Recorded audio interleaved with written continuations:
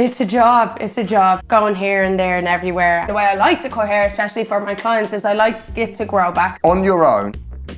Yeah. On your own? Yeah, with a beanie. Do it. I felt like I was being introduced to the big dogs. If I stood beside you while you were cutting hair, you'd hate me. Oh, that stuff. Hayden. What? Hayden. What? Oh, means everything. It was mental. Trust me. What? I was living on the Queen's doorstep. Yeah. Whoa, this is London. Nice. This is insane. I was like, I'm done. I just was like, I'm gone. See you later. I was buzzing because the adrenaline. Oh, why did that happen, you know? You'll be okay.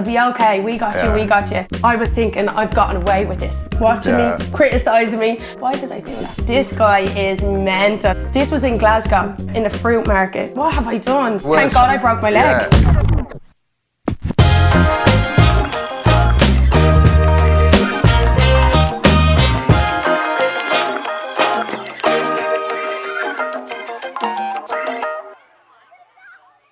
Hayden Cassidy. How are you? Yeah, I'm all right. Good. Yeah, so when you were 17, you did a soccer scholarship in the USA. Yeah. And you had a bad accident, broke your leg, and you had to come back. So, I mean, was that devastating for you? Yeah, definitely. I mean, when you try your whole life to do something and you do it, you succeed it and you get it. You know, I played football since I was 6 years old. Was able to get a scholarship, always had it in my mindset, that's where I wanted to go, that's what I wanted to do. But like I had 2 amazing years of playing football, 3 amazing years, and then I broke my leg in a tackle playing football. When it happened, I think it was just so traumatic that I didn't even think of like how devastated I was at the time. I just thought, you know, like I had 2 operations to go through. I was on loads of painkillers. It was America, so they just pump you with things. And, you know, for about 4 or 5 months while I was trying to rehab over there, I was like a cabbage. I couldn't really think of anything. It was actually the year after I was still over there and still trying to improve and get better. And I remember I went in for a checkup because I got to go ahead to run again. So I was like a year later, got to go ahead to run again and went in, and the doctor basically just turned around and said, I really don't think you should play at this level anymore. I think you're going to have a lot of problems in the future if you try and if you push through. You might get another year out of being successful, but then you're literally going to harm yourself in the future, like with problems. So I think at that point, that was the realization. And was that your dream? Was that your dream? Yeah, I think like I think I always had a dream that I was going to do that. I was probably going to become a coach. I was probably going to stay over there. I was actually studying elementary school teaching. So I was into kind of teaching and stuff. And then I always had a dream that I was going to go through this kind of route and this was what I was going to do. And then obviously it happened. And when that happens, I just remember just being like, great, what am I going to do now? You know, like, what am I going to do? And the first thing I wanted to do, I was 17, 18, 19. So the first thing I wanted to do, I was quite young still. I just wanted to go back home. I wanted to go home, be with my family, be with my mum. Like, I couldn't get my family while I was over there, couldn't travel over to see me. So I was just on my own for a few months with like friends and like teammates and stuff. So I think that whole looking back, I do this thing a lot of, like I've realised I do this thing where when tragic things happen, you just kind of compartmentalize it and just put it into the back and pretend it never happened. I think that's what I did with that. And it was only the year later when I actually realised, okay, I need to get back home and I need to change my train of thought. I need to figure out what I want to do. I need to start another journey, basically. And did you have any preconceived ideas about barbering before you actually was sort of introduced to it? No, never. I actually never walked into a barbershop until the first day I started in a barbershop. Really? Yeah. So I never had really any ideas of barbering or hairdressing, really. Like, it was literally never in my kind of mindset. I didn't even really like going to the salon myself. I wasn't obsessed with hair. I didn't really have any kind of preconceived ideas, but I got introduced to barbering by a good friend of mine who started barbering. And when that happened, I was previously then, after kind of coming back from America, I started working in a bar. I was teaching dance class to kids. I was doing literally any job, you name it. I was trying to do it, just find out what I wanted to do, where I wanted to go. And one of my friends basically started barbering and started cutting hair in the back of his shed and like training himself, and So self-taught, was he? Yeah, he was self-taught. So he was like really interested in this and found this new love. And I was like, oh, this is pretty cool. At this stage, you kind of just started to have social media and look at, different YouTube kind of things and stuff. So I was like, found myself more and more looking at these pages that he was showing me and then following them and being like, this is cool. So how much time did you spend in his shed? Literally like a few times. I only went once to drop my friend off. Right. And he got a haircut, and then I said to my friend, let me try and do one side of the head, because I just wanted to try it, just literally for the laugh. That was it. And that's how it started. And he took me through a half a head. I did a fade on one side and he did the other side. Yeah. And he was like, oh my God, you're a natural at this. Even the way you hold a clipper. He was like, would you never think of doing this? And I kind of was like, oh no, I don't think so. Like, what would I be doing as a barber? Do you know what I mean? I just didn't even think of it. And then Did you enjoy doing it though? I loved doing it. It was so exciting. I remember cutting the hair. I remember trying to get the fade right. I remember knowing what I was looking for. And, all of a sudden this whole world opened up to me basically. And on the way home, I decided that I was going to try it and just try and see. So I got myself like a home clipper set in TK Maxx. Yeah. And just got my nephews and cousins, friends, anybody, and just started teaching myself in my mum's kitchen how to cut hair. And how long did this go on for? Probably a couple of months, I'd say about 2-3 months. And how many people's hair did you do at home, do you reckon? I'd say the only people that let me, probably about 5 or 6. Really? Yeah. So you only done 5 or 6 haircuts? Only done 5 or 6 haircuts, yeah. And then... And was you watching YouTube to learn? I was watching YouTube. I'd become obsessed. My feed on what was Instagram back then, which was, 7 years ago, my feed on that was just barbers. All it was barbers, hairdressers. And I just noticed I was looking at people's hair. I was looking at, magazines. I was kind of like just immersing myself into it. And an opening came up for a barber position in a shop that had opened up that was this really cool, trendy shop in Dublin. And an opening came up, and I decided to kind of just chance it and see, would they give me a shot and would they give me a job in a position. Well, you just walked in there? Just walked in there. And said what? Told a few lies. Said I'd been barbering a lot longer than I had been. Chatted to Longer them. than 5 haircuts. Longer than 5 haircuts. I think it was probably about 5 years, I said. I was like, I'm really interested. And it was for a barber position, so like... not an assistant. Not an assistant, a barber position. Yeah. I went into the deep end. And they gave me a trial on New Year's Eve, which, if you know in the hair industry, it's probably one of the busiest days of the year for hair. And they gave me a trial to cover a senior barber at the time. So I was covering all his clients. And I went in, kind of done that tragedy moment where I've blanked the whole day out because I can't remember any of the cuts I did. So you're taking over someone's column. Yeah. How many haircuts was that in a day? I was probably about 10 or 12 haircuts. So you've only done 5 haircuts previous to that. Now you're doing 12 on a trial. Yeah. And how did that go? The worst haircuts you've probably ever imagined walking out of a shop. Honestly, I don't even know. I think. And how did you feel inside when you was doing all this? I just remember this adrenaline. I remember feeling so excited, but I also remember feeling so nervous. And I remember not even being able to think because I was just trying to talk, I went into panic mode and I was just talking to these clients like, oh yeah, I've been doing this ages, just trying to blag my way. And thankfully, I had the nicest people ever sitting in my chair because they didn't say one word about how bad their haircut was. No they one just complained? They probably did, but nobody told me. They probably just went out and said, who's this one coming in? And then, I got through the day anyway. I remember getting through the day. I remember feeling so excited when I came out of the day. And Sean, who owned the barbershop, turned around and said, listen, I know you haven't been cutting for 5 years. I know you have a little less experience than you've told us, but we'd love to offer you a junior position in the shop. We think your energy is great. So they did have apprentices? So they didn't, but they took me on as their first junior barber. First junior barber ever? Yeah. And what was it that gave you the bug for barbering? I think it was just such a mix of everything. As soon as I stepped into the barbershop for the first time, I just felt at home. I've been really lucky up until this point in my career that I've worked for amazing people. I've worked in amazing environments. And the first shop I went into, I'll describe it for you. It's on this cool street in Dublin.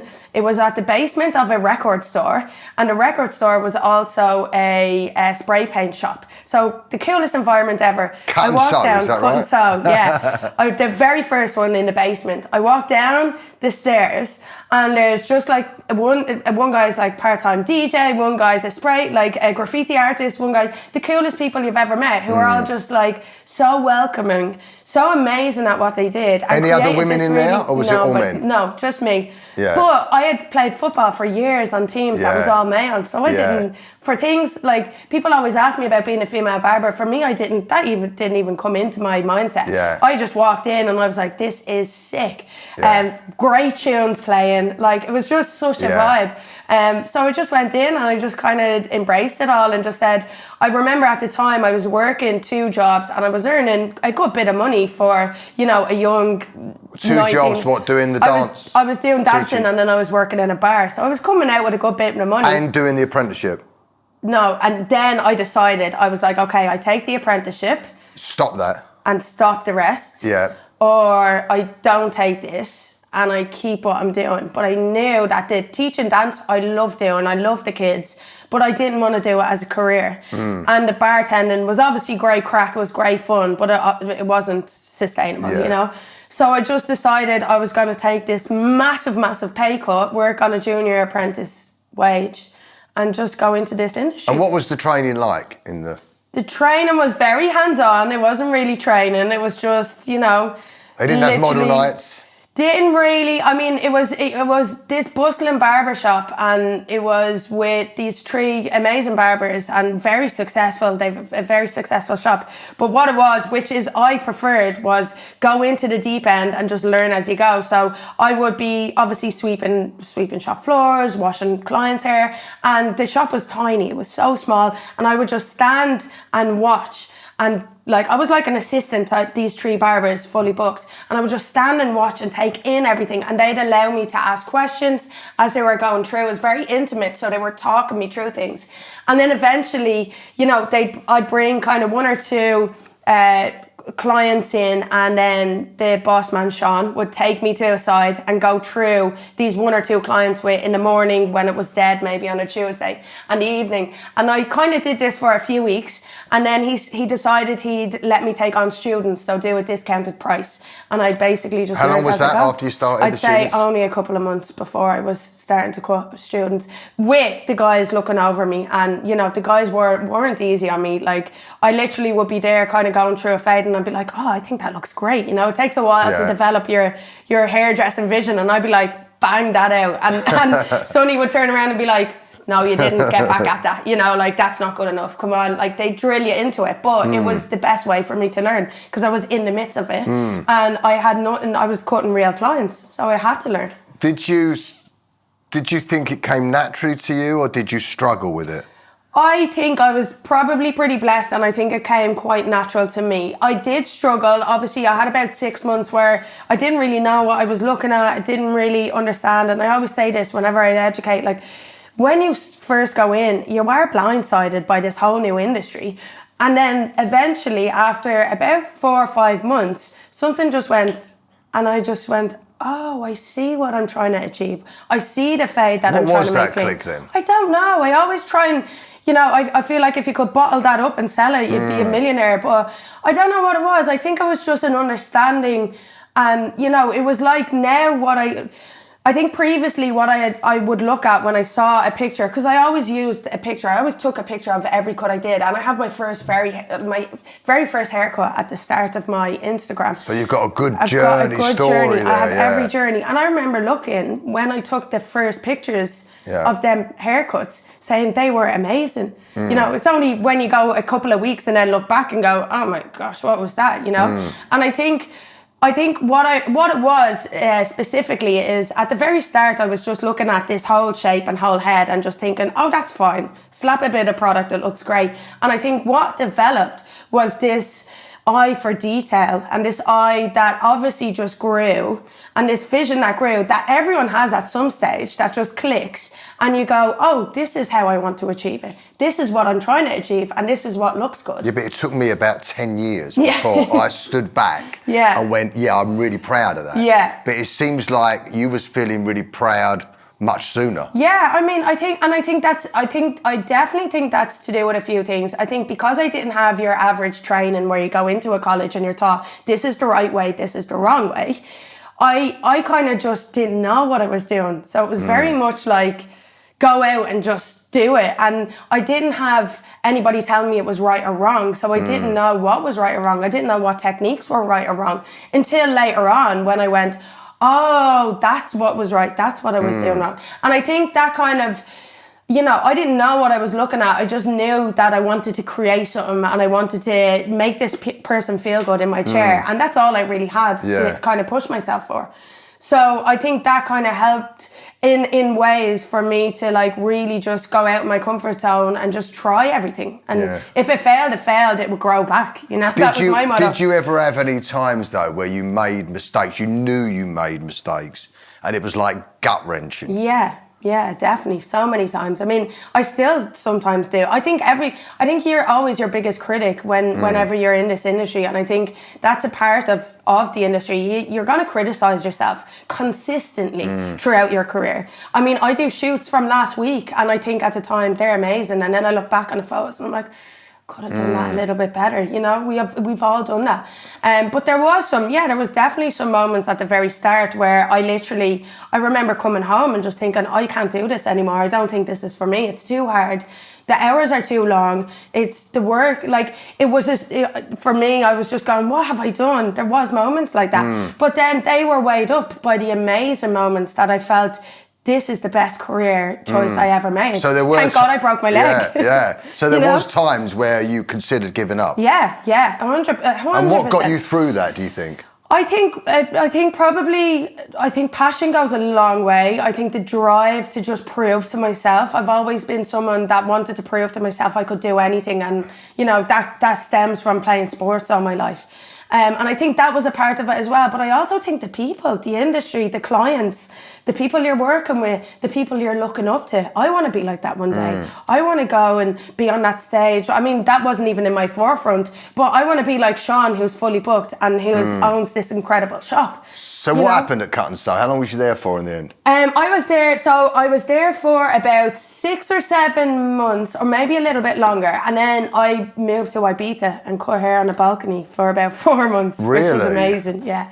What, guys again? Guys, yeah, cut hair. I just moved over. Why did you move there? Just for a bit of fun? Yeah, for fun. I mean, I was still quite young, so I was like, yeah, this is a great opportunity. I can go over. I was going over with a few of my friends. I knew that if I brought my tools, I could always have money. And one of the other reasons that attracted me to barbering was traveling. Yeah. You can go anywhere in the world and you have your comb and your trade and you can make money. So I decided to put that to a test. I went over to Ibiza.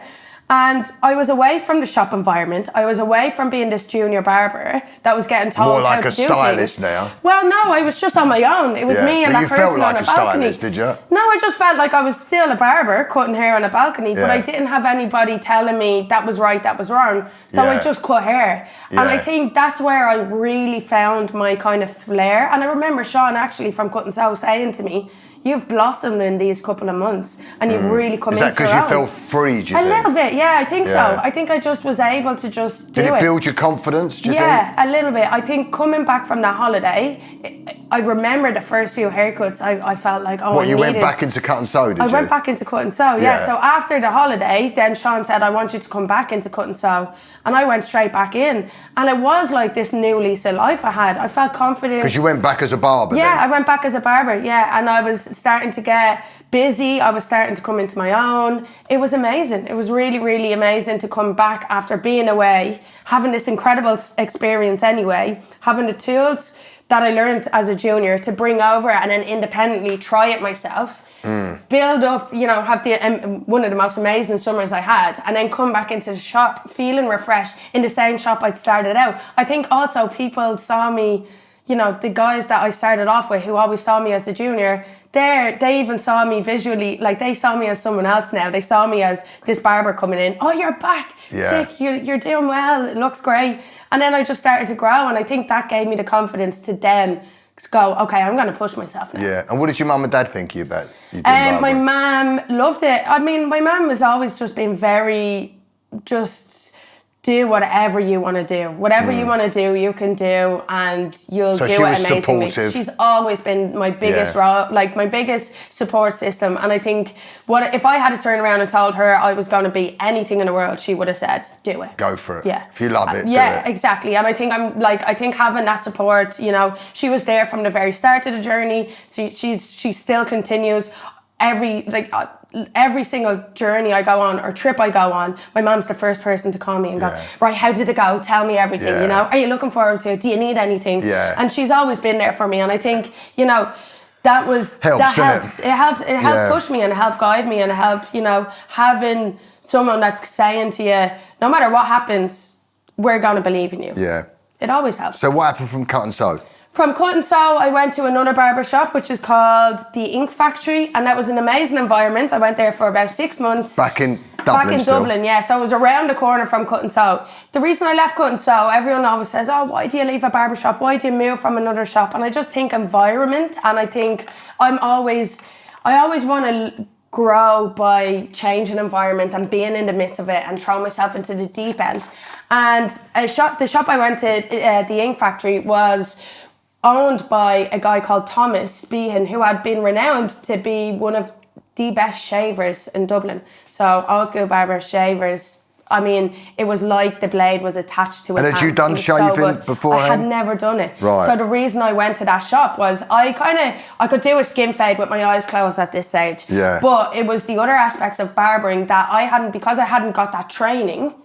I hadn't got the training to be able to have them skills. So I wanted every skill. I wanted to never turn down anything. And at that stage, when it came to beard trims and shaves, I couldn't do them. Did you like it, the shaving? I loved it. Yeah. I really loved it. It took me a while and it was a bit terrifying. But I think, I had the guidance of Thomas. I went into that shop, I took that role, and I went in and I loved the show so much that I then went to my next shop I went to the Nomad Barber in Berlin, because he was How did you renowned. end up in Berlin? So basically at this time, there was events going on around the UK, like different barbering events. And how long had you been barbering up until this point? I'd been probably barbering just over a year. So just over a year? Maybe a year and a half, yeah. A year and a half, from starting? Yeah. Right. And there was these events that were popping up, and the events were like, these barber events. There was educators, there was hairstylists or whatever. And there was all these events popping up. And I had started to kind of go to a lot of the events to kind of just meet people and connect with people. And then a good friend of mine, and an amazing mentor who's always been a really good mentor of mine, Alan Beek, who's an incredible barber up north in Manchester. I know Alan, he came around and done my hair once. Yeah, he's great, he's amazing. So Alan had said to me, we do these events around the UK, and there's always so many hairstylists or people asking, why is there no female barbers at these events educating on stage? And I had done a workshop with Alan, just a one-day workshop, and Alan had said... What, you was on the workshop? Yeah, I was watching? On the workshop, I was teaching, and he said... You was teaching? No, I was just learning from Alan. I was just taking the workshop, sorry. And Alan had said, can you come to would you be interested in being on stage? And I said, Alan, I'm only cutting, over a year. Like, I don't think I'd be well enough. Like, I'm not going on stage with the likes of you guys who have been in the industry for so long. And he was like, I'll put you on stage with 5 barbers. And where was this? This was in Glasgow. Right. In the fruit market. Which is market. A massive venue. Fruit market. Yeah. So it was there, and it was a massive show. And they said, I'll put you on stage. Alan said, I'll put you on stage with 5 other barbers who are all Irish. You'll just chat. It'll be really quick. Bring a model that you know how to cut their hair. And how many people were in the audience? Probably, I'd say over 500, I'd say. Right. Yeah, it was pretty big. It's pretty big. So talk about being thrown in the deep end. I was thrown in the deep end at that stage. So I did that. Basically, I said, you know what? How did you feel? I turned around to my mum. Alan rang me, and I turned around to my mum and said, this guy is mental. He's after asking me to do this. I can do a decent fade, but I haven't a clue. Like, I've so much to learn. And How what am did I you gonna do go on stage? What haircut did you do? I did my brother. So I got my brother, who I've been used to cutting hair. Yeah. And I did a crop and a skin fade, which was a real common cut in Dublin at the time. It still is one of the most common. So I was so used to doing them, and I was used to cutting Bailey's hair. So I asked Bailey, do you want to come in Glasgow to this trip? And he was like, yeah, sick, cool. He came with me, and I went on, as Alan promised, with 4 of my friends who are barbers from Ireland. The guys. So I knew the guys. Yeah. And they were like, you'll be okay, you'll be okay. We got you, we got you. And how old are you at this point? I'm probably like 21, I'd say. And I went on to the stage, and I started cutting hair. And I just remember the lights, people asked me questions. Oh, I was the most nervous you could ever imagine. But I was getting through it. I prepped the haircut, so I knew what I had to do, like only the snippet of it, and I was going. And I thought, you know, it was about 5 minutes to the end of this, my first stage show, and then I was thinking, I've gotten away with this. The haircut looks banging, I've gotten away with this. And next of all, the presenter turns around and says, so Hayden, we're coming back to you. And at that moment, I froze. I realised I was on stage. I realised I didn't really know what I was doing. There was all these faces looking at me, you know, watching me, criticising me. And I picked up, for some reason, decided to do clipper over comb. I always think, why did I do that? And I picked up the clipper and the comb, and my hands were like this the whole way as I was trying to answer the question. There was a massive screen behind that was in on me doing this. And I remember that moment just thinking, just swallow me up. Swallow me up now. And I came out, I got through it anyway. The lads helped me, they kind of jumped in, and like I think the cameraman quickly switched off what I was doing, and I came over it, and I came off the stage, and I was kind of beating myself up a little bit. Was you buzzing as well? I was buzzing because the adrenaline, but that moment, it only takes one moment for you to go, oh, why did that happen, you know? And it happened, but everybody was like, the haircut was sick. Everyone was building me up. It was an amazing atmosphere. Everyone was telling me it was great, except for this one person. This one person in the crowd, who was an older gentleman, turned around to me and said, decent haircut, but pity about those shakes. And then just walked off. And that one comment out of all of them comments just crushed me. And I turned to Alan, I said, thank you so much for the opportunity, but I don't think I'll get up on stage again. I don't think it's for me. And I went home devastated. But how long did it take you to come around? It took me a while. It took me a good few months, to be honest. Like I went back to the barbershop. I went back into my little fort. I still went to the next shows. So there was the next show after that Glasgow one there was one in Manchester, I think I went to, and then there was one in Liverpool.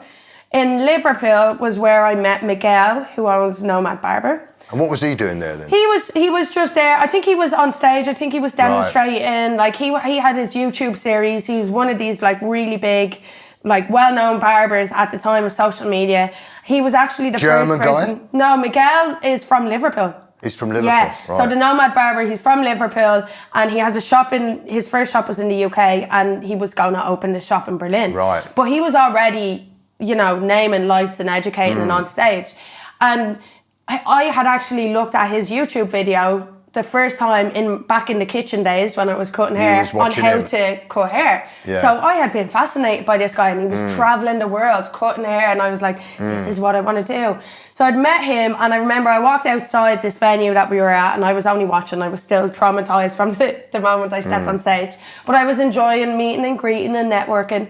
And I started talking to Miguel, and he was like, I love your work. And I was like, it's like, you know, your idol telling you love your work. And I was like, oh, thanks so much. And I was like, amazing. And that was it. That was the whole conversation. I went back, but I was buzzing from that trip that was after happening.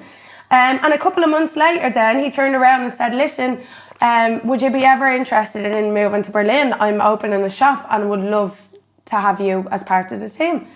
And I literally was like, oh my God, this opportunity is going to be massive for me. I'm going to be under, you know, Miguel, who's amazing at shaving. He's seen the world. He has this brand. It's every direction that I think that I want to push myself to do. And I was so sick of being in Dublin. that I was just like, get me out of Dublin. I just wanted a change. I always wanted to travel. I was used to being in America and then traveling to Ibiza and Dublin. I was just like, right, it's too small. You kind of outgrown it at the time. Yeah, I just needed to get out. I needed a change. At 21. You know? Yeah, I was like, I'm done. See you later. And I literally went over. Miguel said, why don't you come over? The shop is just about ready. Why don't you come over, see the shop? We only have one barber now that's working with us. It'll be me, and we need another person to get the shop up and running. Why don't you come over and check it out? So I came over for a day to check out Berlin. I've never been, never even heard of the city really, never even heard the German language spoken before. I just was like, right, I'll go. Went over and went to visit the shop. Loved the shop. The lads are so cool. Miguel made me give him a haircut. So I think he was testing me, and I was like, okay, this is sussing out the situation here. And I just decided, I came home from the plane. I was like, I'm going to do it. So 2 weeks later, I packed my bags and moved over. And it was great. I would stay there for 3 years. 3 years. Yeah. And did you need to speak? Obviously, you didn't speak German. No, you didn't need to speak it. Did they speak English? Everyone spoke English. It's an amazing city. It's full of expats. It's full of people from everywhere. So kind of the common ground is English. The common language is English. And also the Nomad barbershop, because he already had one in the UK, people who were coming there were kind of knowing that it was a UK barbershop. So you had a lot of expats coming. So what was the combination? The clientele was just a lot of either expats living in the city or people coming to visit to Berlin who want to make a stop over, because he had a huge following in Asia. So you had a lot of Asian clients coming over to kind of, travelers just coming to get their hair cut by the Nomad, in his shop. So it was a mix of people, and it was amazing. It was a really good vibe. And there, I think, is when I really started pushing every other aspect of my skills. So I'd kind of got the fading down, I'd got a bit of the shaving, and then I started working with an amazing barber called Nick Barford, who's a barber but was originally a hairdresser as well, and he was the one who took me under my ropes. He wasn't so used to fading and was like, can you show me fading and I'll show you hairdressing? And that's when I learned. So Nick was a hairdresser? Yeah. And he decided to move over to barbering, but wasn't that sort of a fay with doing the old fades? Yeah, I think he was just, he was like any hairdresser coming. He had a really good career, successful career in hairdressing, but just wanted to change and wanted to step into barbering, got the opportunity. And luckily for me, it was just me and him working in the shop for the first few months. So I was able to pick his brain about every little detail that was kind of missing from my education or what I knew of hair, and how longer haircuts and how to section and how to layer, all of these different things. He was able to dissect and go through with me, and I was able to go through a fade with him, and it was great. It was amazing. How important do you think hairdressing or hair cutting is sort of relevant to sort of modern barbering? I think it's so important. I think the understanding of hair shapes, layers, every single kind of foundation that you need in hairdressing, I think is so essential into what we call modern barbering now. You have most of my clients, I only spoke about this the other day, but most of my clients nowadays will have medium to longer length haircuts. There's a fair few, probably I'd say 40% that still get skin fades, but the rest, you need to understand the shapes. What, do you think 60% of them have moved away from skin fades? Yeah, I think so. I think to what? To, longer length haircuts, medium length haircuts, even longer styles than that, all scissor cuts.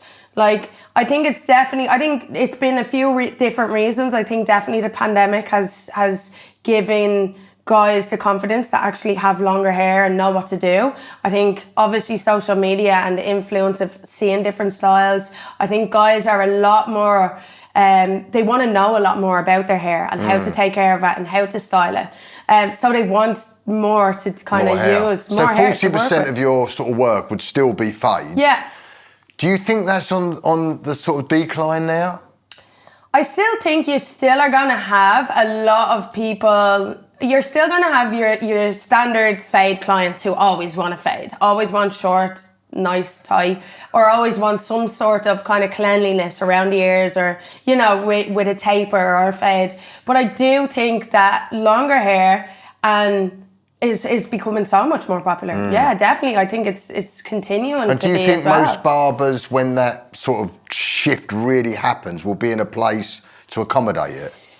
I think that's what people want to know now. I think barbers now understand that a fade isn't going to give them everything and isn't going to give them every client. I think they understand now that to be a successful, busy barber, especially in the UK, you need an array of knowledge from hairdressing, from barbering. It's not just clipper, overcomb, shaves and fades anymore. It's just simply not.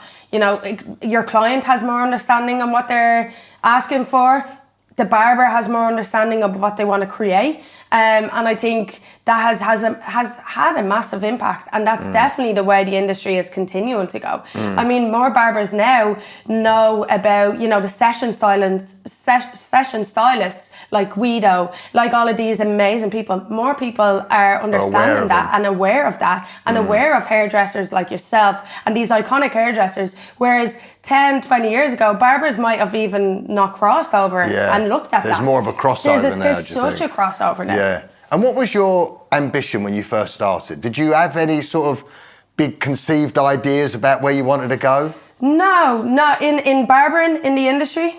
Yeah. No, not really. And I'll tell you why. When my leg broke, I realised that you can't choose you can't choose what journey you want to be on. You can have hopes and you can have dreams, but they can very easily be changed, or they can very easily be taken away. And I think that was one of the biggest things that I learned from that experience. And it's something that I have used to kind of take me through this career and this journey I'm on now. Is, you know, I never really looked too far into the future, because I always thought, well, what if that changes? Or what if the circumstances change? Or what if what I want changes? So I never give myself them expectations to think, this is the way this is the path you need to go on. Because if I get an opportunity tomorrow to go, that is amazing, to go to America or to go to somewhere else, I will probably take that opportunity, because life's too short. And I think that's what really taught me. So do you live in the moment more? Definitely. And what do you try to do in the moment? Just enjoy it. Just enjoy each moment, enjoy the opportunities that are given, enjoy, you know, meeting people. I think the biggest thing I missed, especially over the last couple of years when we couldn't work, was having the amazing conversations I have with my clients, having new clients sitting in my chair, or going and working with a team of amazing creatives to create an editorial. You know, all of these different things, and the connection between people, I think, is more important than we realise, and it's something that probably drives me more than anything. So what about Berlin? So you was there for 3 years. Yeah. Did you do any more stage work when you was in Berlin? I dabbled in it a little bit. I was back and forth. The thing I realised about Berlin is not it's not easily accessible in terms of if you're flying around. The airports were a little bit difficult, so it became, you know, I went on some amazing trips, I went on big trips, but it was quite limited because of the travel routes weren't as easy. How did you get the work? Social media, word of mouth was kind of the majority of the work, and so still promoting to this day yourself on social media got you the gigs, the education gigs. A lot of it was social media, promote myself, going, networking, meeting people, talking to people. You know, if I went to one event in Greece, there might be 3 people who want to run an event in Italy that have seen me there, that want to bring my energy to that place. So I think it's always treating everybody nicely, talking to people, networking. And then also, at the time in Berlin, what happened, which was amazing, was I got the opportunity to work for a clipper company. So I got approached by Andis Clipper Company from America. They're an American-based company. And they noticed you through social media again, did they? They actually noticed me on a trip. I went to LA. So I went to ISSE, which is a massive hair show, and I was doing... Barber show, is it? No, it's an international salon event. Basically like Salon International. What brought you there then? I was working for a company as like a guest artist. So they brought me over to Educate as a guest artist called JRL. I was working for that company. Barbering, yeah. And they had this little stand in this massive convention. And I was educating that weekend, and Andis had this massive stage and stand beside where I was teaching. And after the weekend, it was like a 3-day weekend, and after the weekend, the Andis education manager came up and was like, I couldn't help but hear you and see you educate. We'd love to talk more about maybe you coming on to the Andis education team. At that stage, Andis wasn't as well known as the likes of Wall and stuff in the UK, but I still known a little bit about them. Yeah. So I basically just said to them, can you send me over the clippers? Can you give me, you know, some of the products so I can understand the products before I take on a role educating for And you. what sort of products do they do? Is it electrical? Clippers, it's all electrical. All electrical, yeah. yeah. All electricals. So I did that, and they sent me the products. I loved the products, and I started that. And that kickstarted journey even more so into educating in the US and places that I actually hadn't been before. And I was able to use, like, Andis was able to bring me over. I was able to use Andis as this kind of tool. This is what I'm working with. This is what I'm educating for. And it kind of gave me the push and the confidence again to really start pushing myself. And so that happened in Berlin, and I was getting a few gigs with that. And then I decided, if I really want to make this education thing work, and if I really want to travel with work, and I really want to push myself on stages, I'm going to have to make the move to a different city that's more accessible, and I can speak the language. Yeah. And there's a lot more going on, and it was always London. So that's what brought you to London. Yeah. And what do you think the big benefits of working with a brand are? There's, you know, I feel like working with a brand, I feel like everybody wants that affiliation with a brand. I don't necessarily think it suits everyone and it's perfect for everyone. But what Andis gave me was maybe another platform of people that I would never have been able to speak to or talk to or connect with before. Also, obviously, luckily enough, I haven't had to buy a clippers for the last couple of years. So finance-wise, that helps. And they pay you, I suppose. And they pay me as well. So and you to travel. have that, and I travel, exactly. So there's a lot of benefits. But I always think that your relationship with a brand should be right before you accept the brand. What you believe in the brand. What you believe, yeah, definitely. Yes. Because I see a lot of people, and definitely now with the likes of social media, standing behind brands that they don't necessarily feel works for them. So I'll always try, if a brand approaches me, to make sure that it's something that I believe in. First. Yeah, definitely. And I think that's the biggest thing. Yeah. If you want to be affiliated with a brand, make sure you believe in it. Isn't it? Exactly. So when you came back to London, did you have a clear idea of who you wanted to work with? A little bit. I actually never lived in London before, so it was my first time in London. And I had gotten quite friendly with, like I'd met him at a few shows, was Kevin Luchman, who's an amazing hairdresser, barber, hairstylist, men's hairstylist, whatever you want to call him. And I knew that he was always someone that I really looked up to as well. So when I came to London, I asked him, can we meet? Do you want to meet for coffee? I'm new to the city. Like, I didn't really know where to start or how to go into it. I knew I wanted to be self-employed because I knew I wanted to push the education. It's very brave of you, though. I mean, you've taken all these big opportunities. You've really felt the fear and done it anyway, haven't you? I think that's the most important thing. I think is just to put yourself into the situation, and if it fails, it fails. I always knew, and my mum always says, if anything fails, you can get on a flight home and you can be in Dublin within minutes. And I think that's what always went through my head. It's not a big scary thing moving city. If you build it up, it will be. But if you always think that, you always have your home. Of course. And where did you live when you came to London? I came to London and we lived, myself and my girlfriend decided to move. She's a fashion stylist, so another reason that brought us to London was her career as well. So we both decided that we needed to kind of make the move here. And we had a friend looking for flats, and I don't know why we sent this friend to look for flats, but she's this amazing, incredible friend, but loves, really like extraordinary high fashion things and stuff. And she got us a flat in Kensington. So we started in Kensington. which we loved because, I mean, for me, I loved because I was living in Berlin, which was very vibey, kind of urban, a bit gritty. And then I went to literally feeling like I was living on the Queen's doorstep. Do you know what I mean? And I was like, whoa, this is London. I feel like I'm in Paddington. Do you know what I mean? Like, it was amazing for me. And it was great. And we lived there for the first couple of years. And then realised all of our friends lived east. Everything was happening in different areas in Soho, whatever. And then we moved. We only literally moved last year. And who did you work for when you moved to London? So I decided to be self-employed. Like I said, I messaged Kevin Luchman and I said, I'm in London. Can we meet up for a coffee? And 2 days into arriving in London, I was assisting a shoot for Kevin, which was what I wanted to be here for. I wanted to be here for fashion, for the inspiration. And I had seen that then happen. And then I was like, okay, this is definitely the right move. So what I decided to do is I had a few friends in a barbershop actually in Soho called Wacky Barbers. And I had... Just around the corner. Just around the corner, literally around the corner. And they had offered me a year ago, I'd met a few of them and they had said, if you're ever in London, there's always a chair there you can use as your base. So I said, you know what, I'm going to knock around to them and see what they say. So I literally just knocked on the barbershop around the corner. I've just moved to London. Is there any available chair slots? Because I was so new to the city. And they said, yeah, of course, no problem. So and I how went did you build your clientele up?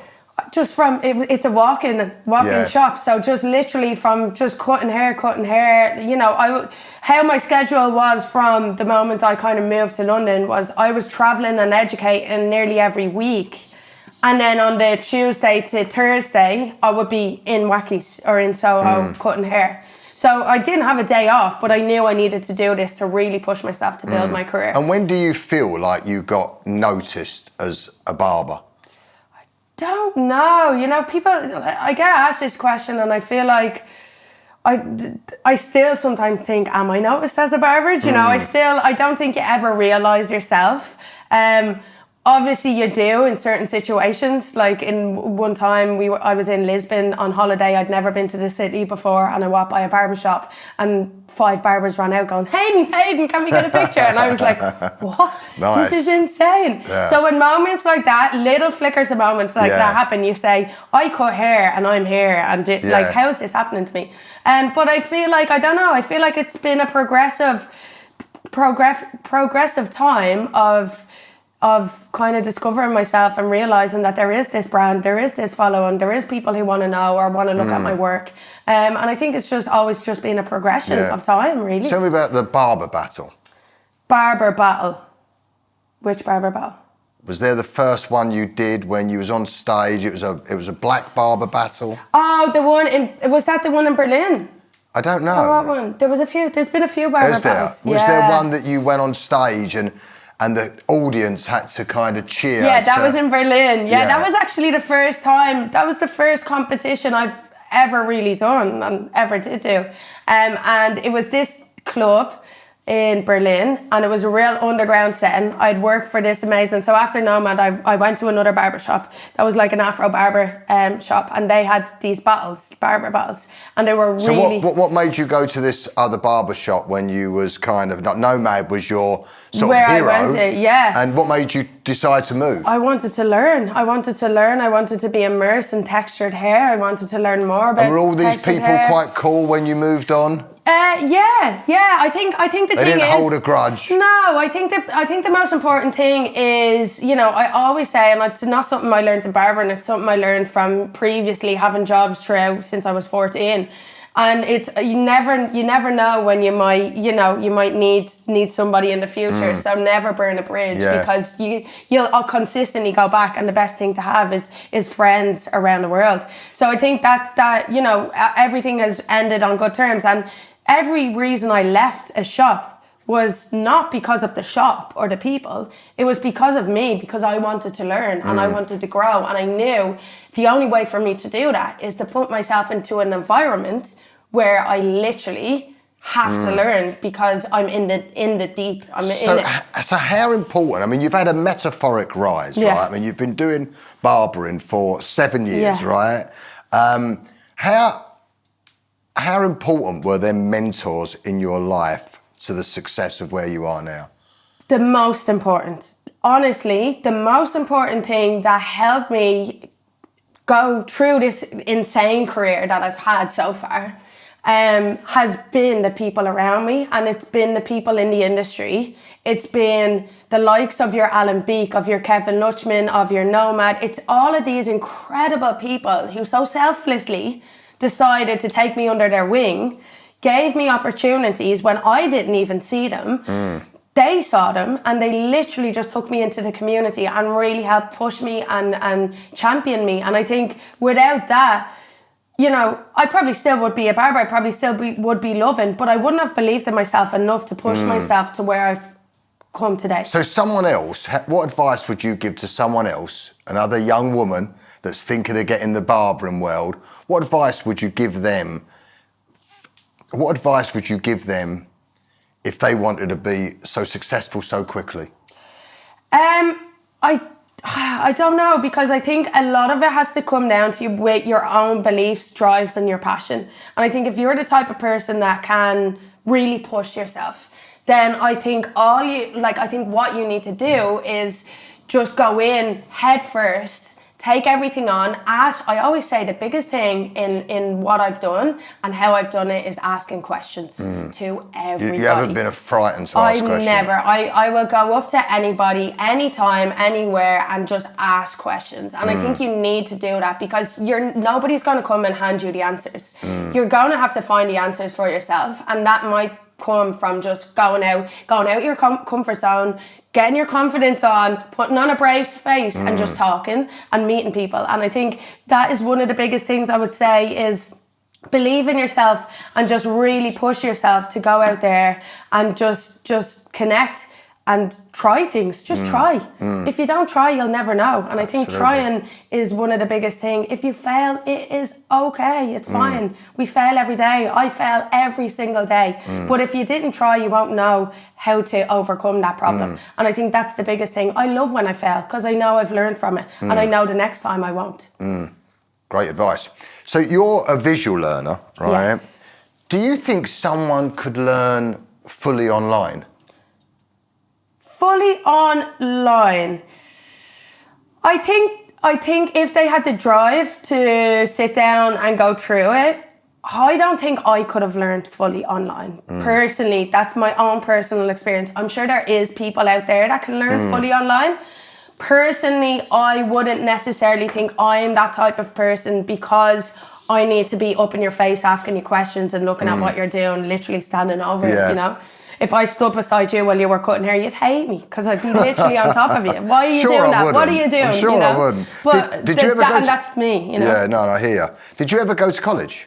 Never. Never. And what's your view? Obviously university in when I played football, but not here, not college. No. What's your view of college training? I would love to go and do some more. I would love to go into it now. I would really love to go for myself and be educated by someone now. What, in college? In college, in anywhere, in an academic setting. I would love to literally, I still to this day have these pieces that don't really connect because I've been self-taught. I don't have the backbone and the foundation that would have kind of given me all the answers a lot sooner as I developed my creativity side. I did it backwards. I created my creativity and then tried to learn the techniques after it. Same as me. And there's still a lot of things that I just go, I just wish I had those foundations and those tools to just give me, you know, the vision to take it further. But would you go to college or would you go to a private course? I would probably, I mean, to be honest, college right now for me, already having this career and going and stepping out and having to do a 9-to-5 college probably wouldn't really work, and I probably couldn't really afford being in London. But I definitely think that I will eventually. I would put my time in, but I probably would, for me, my lifestyle, go more privately. And what do you think has been your career highlights today?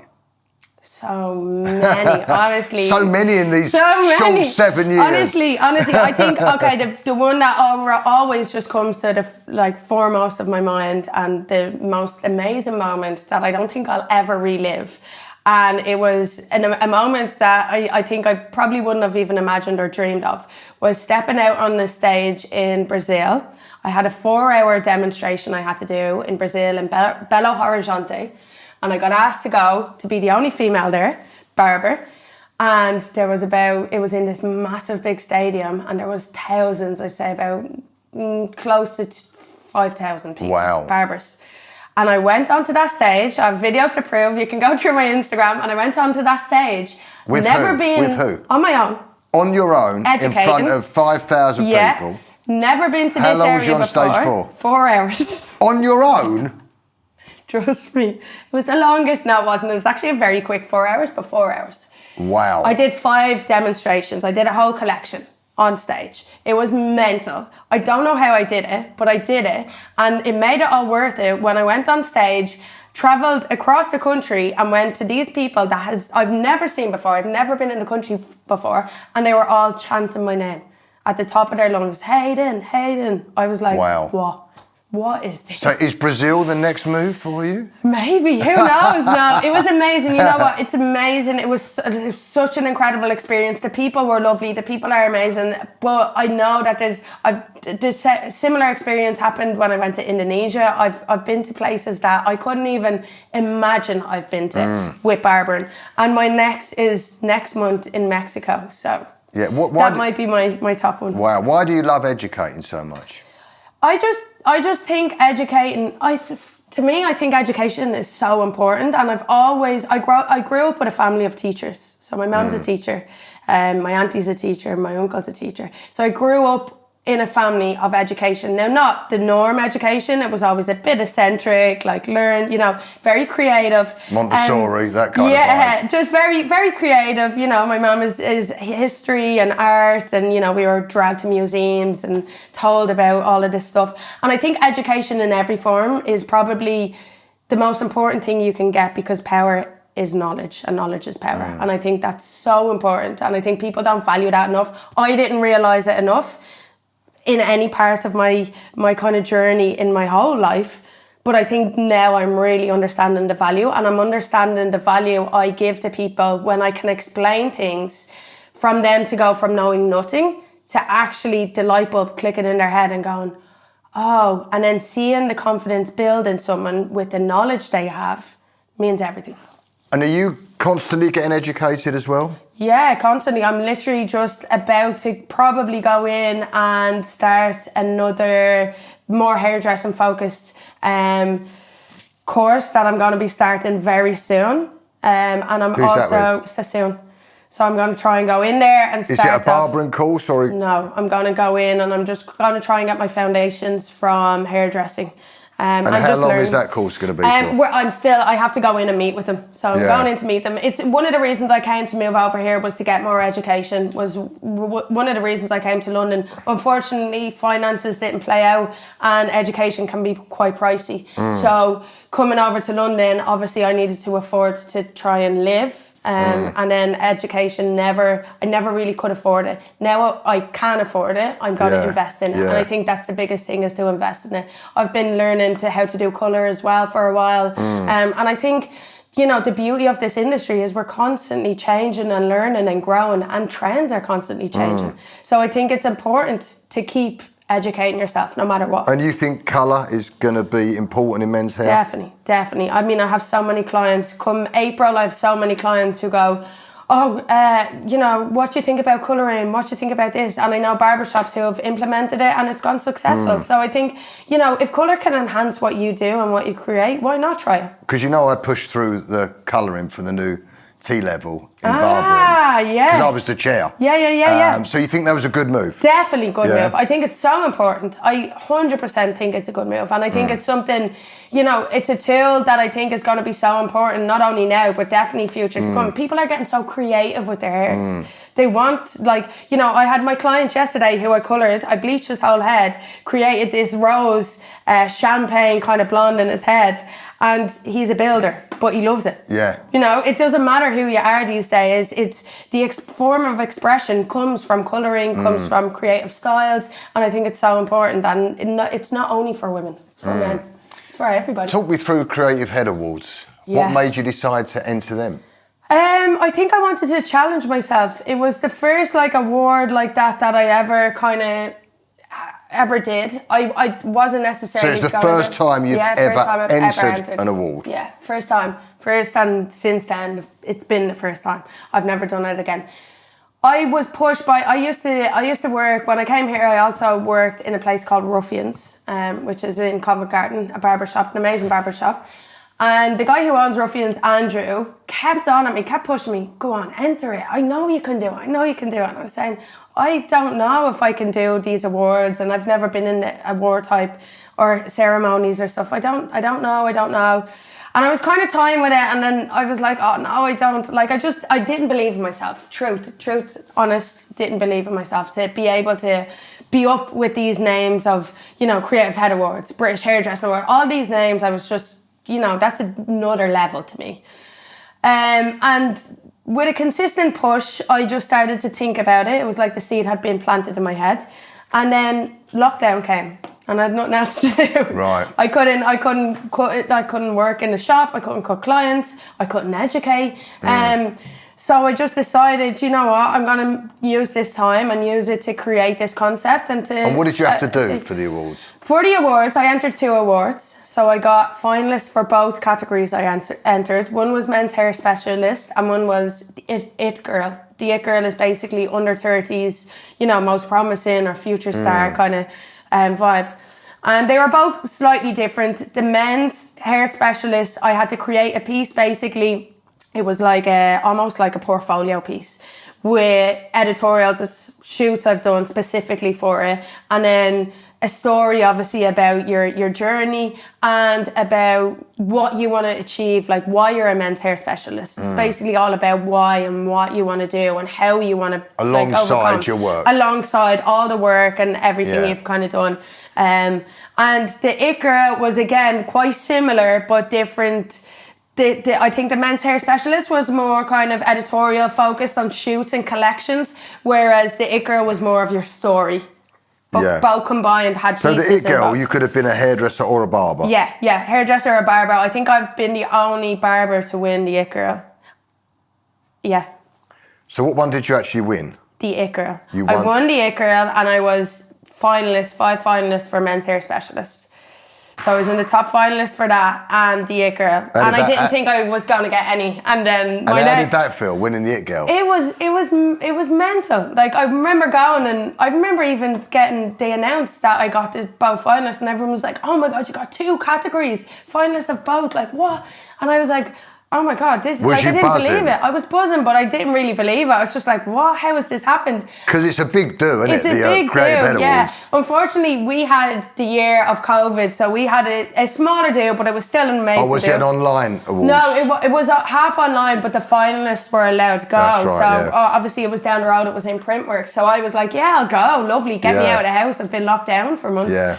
And I went, and I remember when I went in, it was amazing. Like, you're sitting around your idols, everybody, and everyone's buzzing.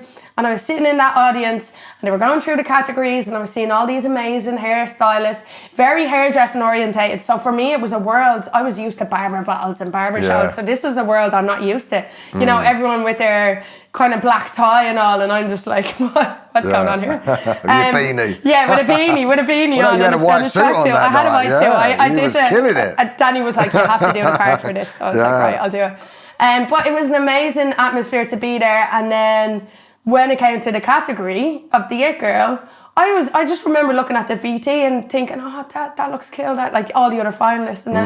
And then who was it? I can't remember who presented the award, but they said my name. And I was just like, just looking around the room, not saying anything. I didn't even realise.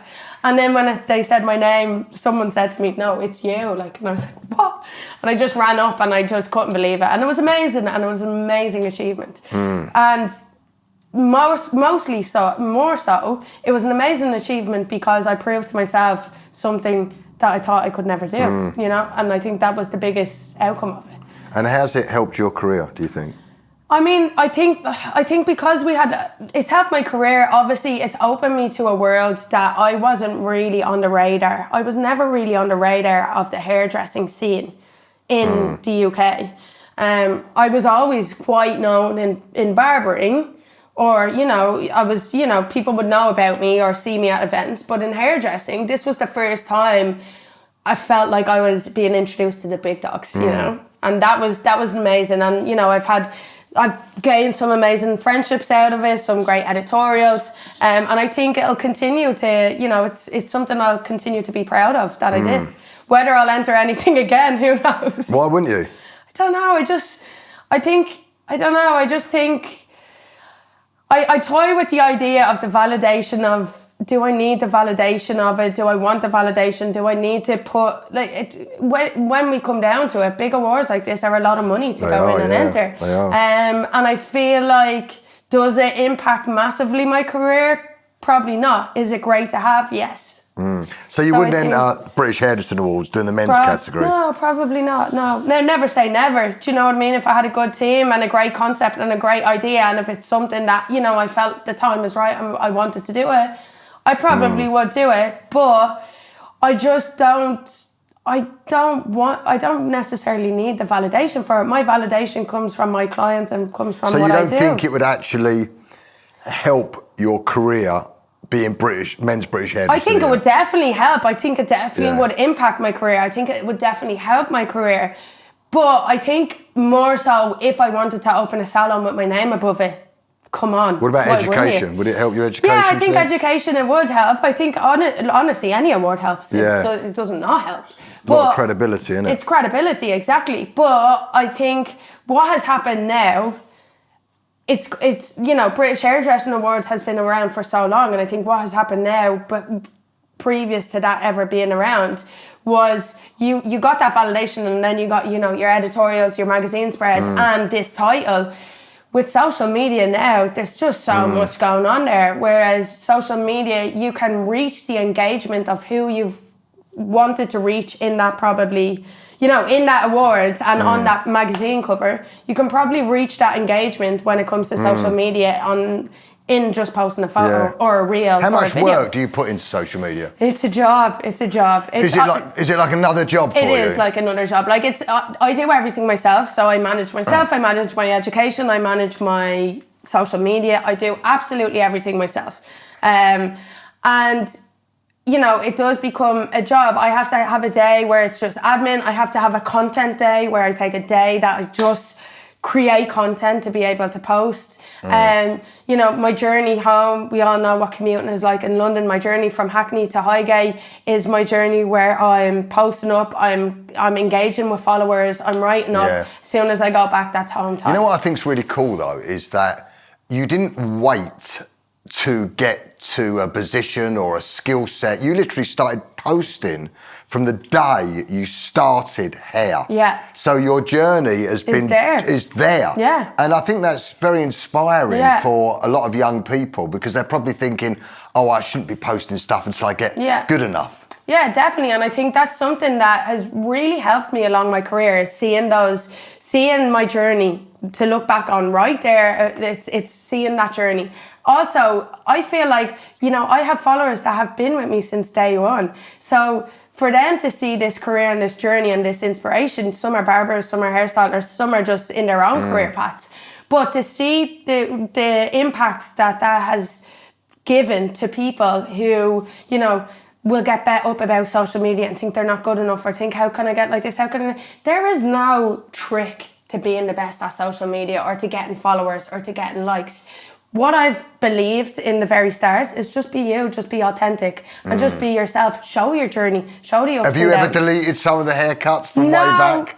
No, never. I've kept them all on. And do you know what else I've kept on? The first time I opened my studio, I made the biggest mistake of branding it, calling it this name, and I basically just used the address. Unit 8, but I did Unit 3 because I read the contract wrong. So I announced this massive post. And everyone's knocking on the wrong everyone's going, Unit 3, brilliant, so proud of you. And I created this post. I got my graphic designer to do this, a piece. But you've changed it now, right? Obviously, the next day I was like, here guys, just to let you know, that was a big mistake. It's now Unit 8. But I've left it there, you know, because people need to see that. Yeah, cool. So why did you open up your own kind of unit? Because really, it's a barber shop, yeah, isn't it? it's a one chair private. Why did you do that rather rather than being in another barbershop with other barbers around you to influence and inspire you?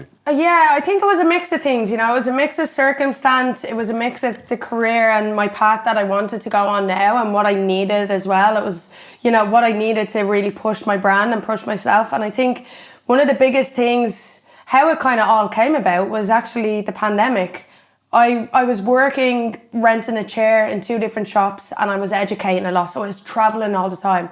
When that 23rd of March came, that was gone. My chairs were gone in both shops because I was only the one that was self-employed going in and out of these shops. What do you mean they went?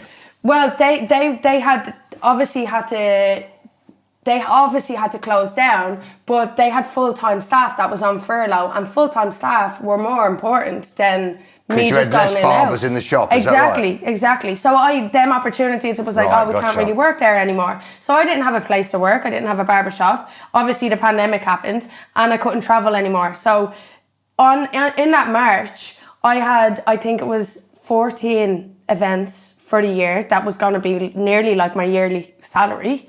Gone. Education, gone. So I obviously was devastated for the first week or two. And then I said, you know what, I'm going to make sure that whatever happens, I'm always going to have a place. And this can't happen again. Because I was starting to get asked to do interviews, lives on Instagram. Can you do, if we send you a mannequin head, can you demonstrate for, you know, all the people, young barbers out there in colleges that have just started to learn. So I was like, okay, well, if I get a studio space, it means I can create content, I can still work, I can still get an income, and I can start to progressively build my brand. And it gives me something a little bit more stable in London than just going here and there and everywhere and then hopping on a plane every week, you know? So I think that was the biggest thing. And I kind of set myself a goal of creating this brand myself. So I learned how to build my website for the first couple of weeks. So it gave me something to do as well, you know. I always needed to be doing things. So that gave me stuff, you know, I was building my website, I was creating my products, I was doing all this sort of stuff that kept me busy instead of missing being behind a chair. So it kept my inspiration going. And talking about brand and products, I've noticed you've got Hayden's products. Yeah. Is it white labelled? Yeah, it's white labelled. Yeah, white labelled. I mean, just how many have you got? Huh? How many have you got? How many products? Just 3. Just 3. So, I mean, the thing about it is the way I cut hair and the way I like to cut hair, especially for my clients, is I like it to grow back as natural as possible with as little as product as possible. I don't ever feel like products should create the haircut. I feel like the haircut should be created and the product should just help enhance it. Yeah. So just 3 simple products, which is a really light paste, super light paste. Sea salt spray, which is something I use every day, and it's one of my favourite products. Yeah, and me. And a volumizing dust. So 3 simple things that just are easy for the client in my chair. I only really have a handful of them at any one time in my barbershop. It's not something I really push and promote. Obviously, you see every other barbershop doing it. So it's not something, it was just something for this studio. Here's my clients that I'm going to start having come in. Here's your product. Here you go. You know, you can get it there. And it's been good. It's been well, and I've used them everywhere. And it's just 3 simple products that I love using. So that's what I did for them months. I just kind of decided how to create this space. I created the space, and then before I was even able to go back cutting hair, I had a place that I could leave my home, go into a workspace environment that everybody missed so much, get away from the girlfriend, just run away. But get into this space, get into this studio, and I was still able to create. So I was creating that content. I was working on emails. I was building this brand. And that's how it started. And it's been 1.5 years, just over a year since I had it. So I had it in July. I opened it in July in the middle of the lockdown.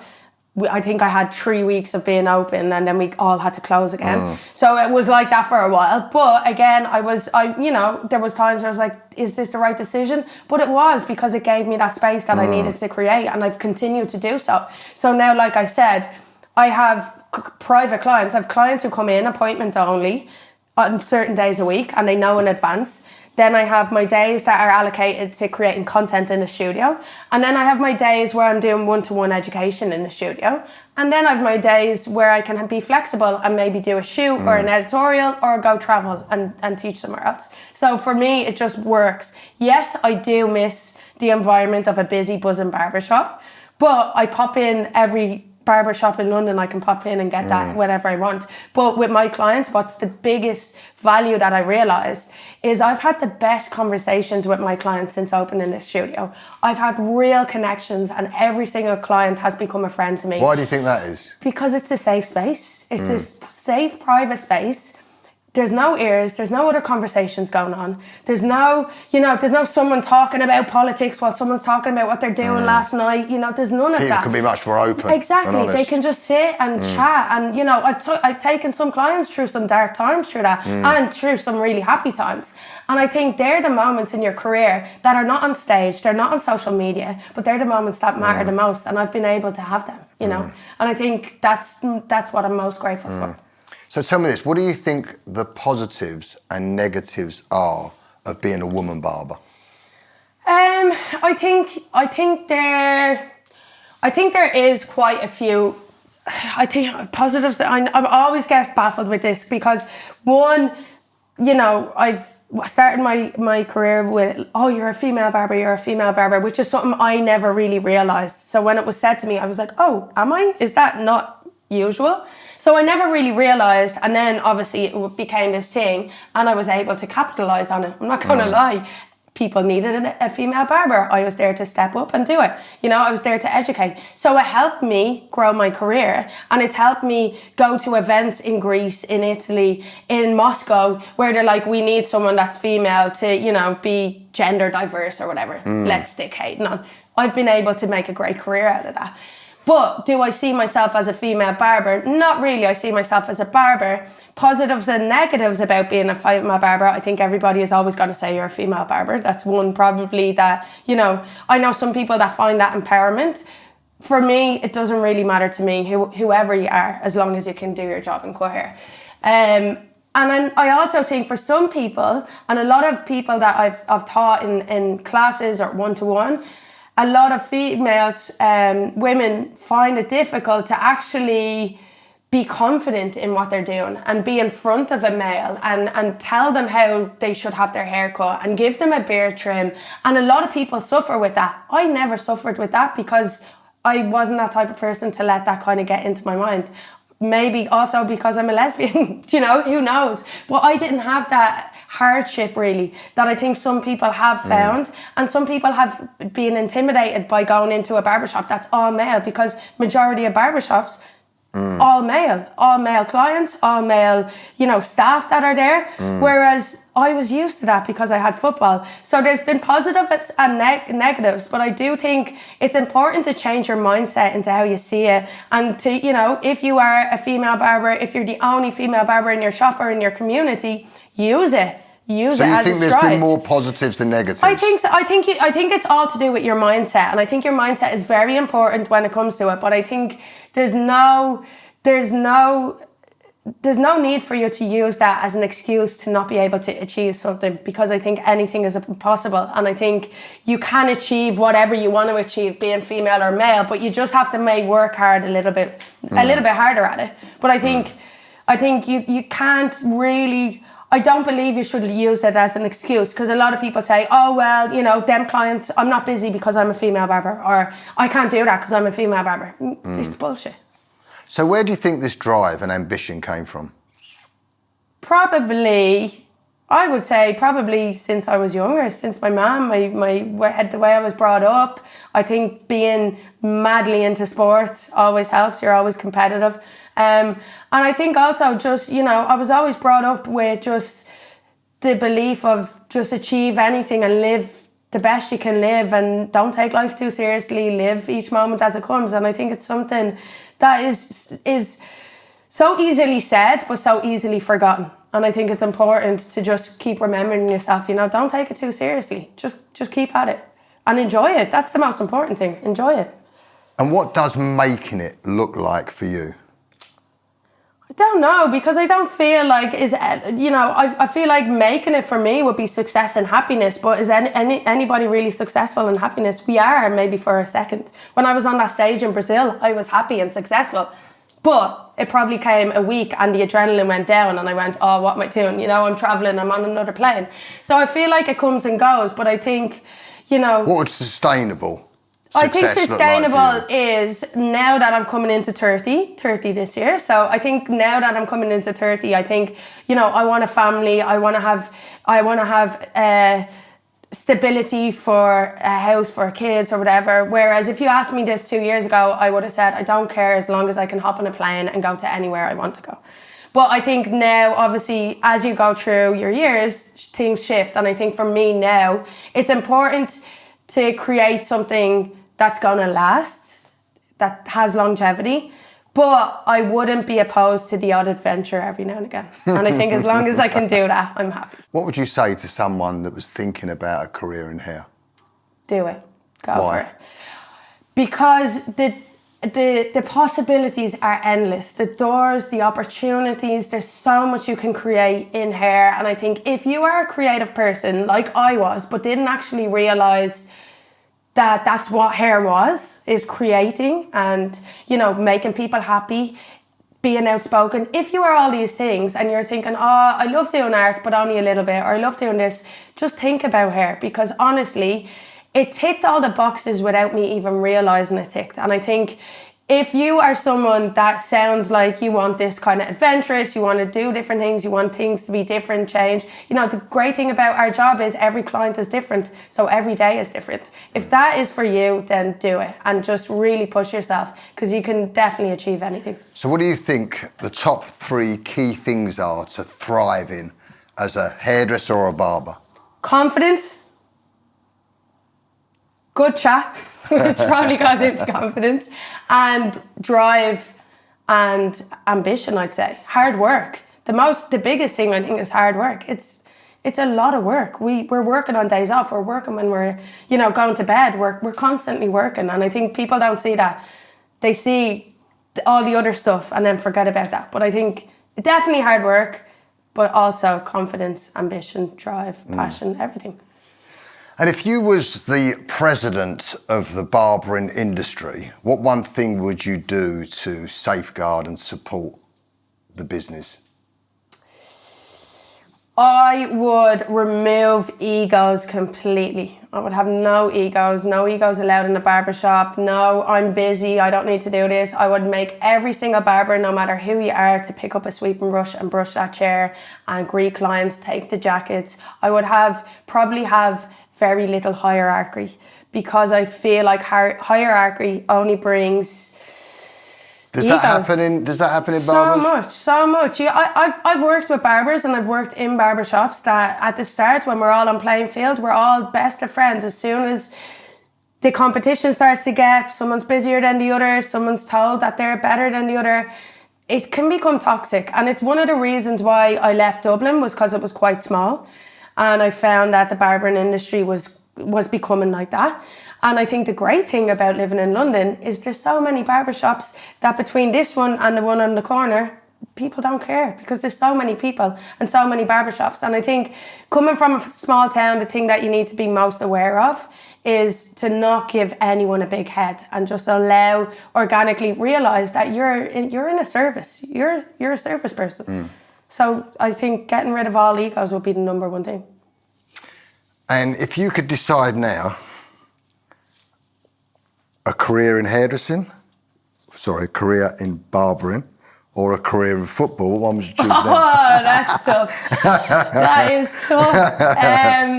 I would say barbering. Yeah, I would say for the opportunities I've got and where it's taken me and, you know, everything it's given me, I would definitely say, looking back now, barbering.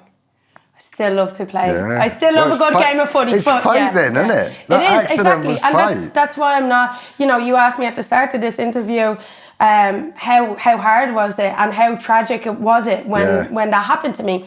And you know what, now, because everything has kind of aligned itself and led me to this, where I am today, I just feel like it was fate. It was meant to happen. I was meant to go through it. And I truly believe that. And I'm grateful for it. I'm honestly grateful for something that was so tragic at that time. Yeah. I'm grateful for it. I think that's a good way to end it, didn't you? Hey, it's a wrap. Hey! Thank you, Hayden. No problem, thank you.